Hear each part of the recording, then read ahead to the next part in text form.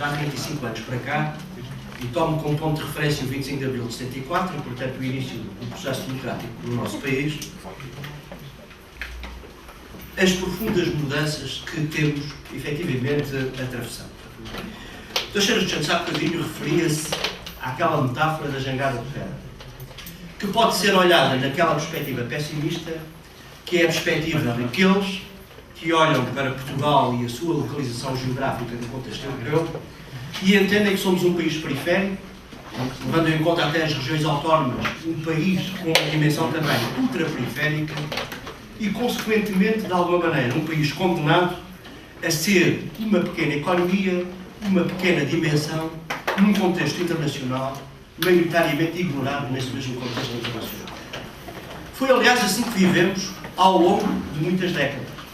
De muitas décadas que perpassaram no tempo da ditadura. Portugal só teria viabilidade centrado sobre si próprio e à custa de si mesmo nessa lógica do isolamento internacional.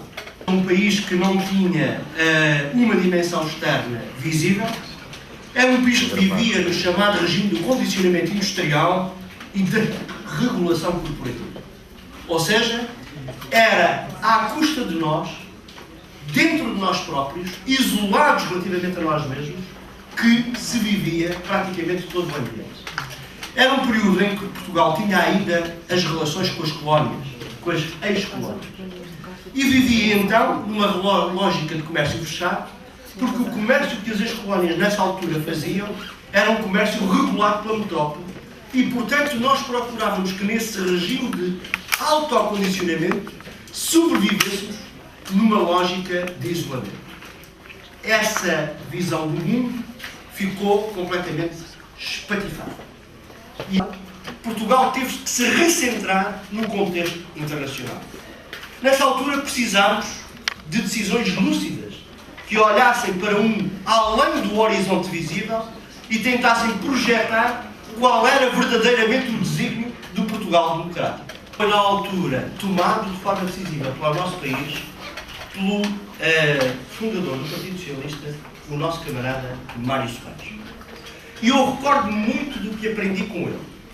Quando ele, em certos momentos, já teve a ocasião de nos lembrar, e por mais de uma vez, que quando tomou a decisão de liderar as negociações portuguesas para a adesão de Portugal à, então, Comunidade Económica Europeia, se fez aconselhar pelo conjunto dos economistas nacionais mais eminentes da época.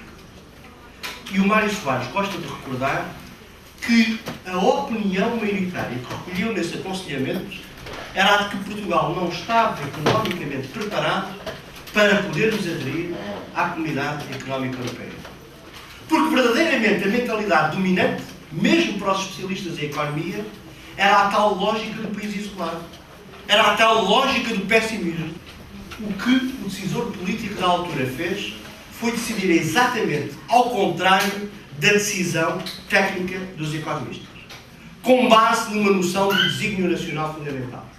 Portugal ou seria definitivamente um país europeu inserido nas redes europeias, como o Teixeira dos Santos há pouco lembrava, ou não teríamos viabilidade quanto ao nosso futuro em termos de Estado autónomo e independente. Nós devemos a essa decisão muito daquilo que passou a ser a trajetória do país no contexto do seu próprio desenvolvimento e no contexto desse desenvolvimento ao nível das relações internacionais. É por isso que esse modelo fechado é um modelo que não pôde sobreviver na sociedade portuguesa. E não foi só a lógica da ditadura que ambicionou ter um modelo fechado. Mesmo depois do 25 de Abril, nós verificamos que certas correntes à esquerda, entendidas como de esquerda, inspiradas sobretudo pelos modelos comunistas, continuaram a imaginar que Portugal poderia ser um país isolado. Poderia ser um país que subsistisse, que fizesse passar a iniciativa dos particulares para a iniciativa do Estado, através sobretudo da lógica da coletivização da economia, através de um processo sistemático de nacionalizações e a partir daí numa visão nacionalista. Nós poderíamos, supostamente, garantir uma espécie de sobrevivência nacional baseado nas nossas capacidades meramente internas. foi uma outra ilusão, que nos ia, aliás, custando muito caro, mais uma vez no processo de constituição do nosso regime democrático, e mais uma vez ultrapassámos essa dificuldade graças à determinação dos sionistas. Eu gostaria de vos recordar a todos que nos anos de 74, de 75 e de 76, parece que já lá vai há muito tempo, mas foram opções que marcaram decisivamente o que se passa agora, também com a vossa geração. Nós não só vencemos o modelo isolacionista da direita, como vencemos um certo modelo coletivista da esquerda que não teria nenhuma hipótese de garantir a viabilidade do nosso país. E foi perante a recentração de Portugal, no contexto do mercado comum, no contexto de uma economia aberta, no contexto, portanto, de uma integração plena na lógica da economia e do mercado europeu, que nós passamos a ter que desenvolver as nossas perspectivas de futuro. Recordo que com o governo de António Guterres, em 1995, aderimos à moeda única, ao euro, que hoje é, como sabemos, a moeda corrente na generalidade dos países da União Europeia.